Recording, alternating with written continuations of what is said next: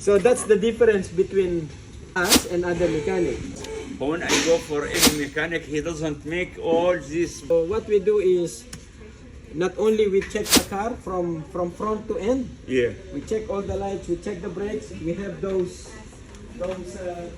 two mirrors there. And then later I will check the seatbelt, I will check the brakes. Yeah, yeah, Also I check the oil level, I check the battery condition, Yeah, the yeah. wipers, Yeah, and all the controls inside. yeah, yeah. And then if I tell you something, it doesn't mean I'm making money. It means that I'm following my job. Yeah. What do you tell the other guys? They have to respect the time. There's no one respects the time actually, because I told you the other one. Yes. He puts the sign from 8 to 5 o'clock Yes. And then what happened? until 8:35. Yes. He's still in the bed. Oh my God. Maybe he said 8 in the evening.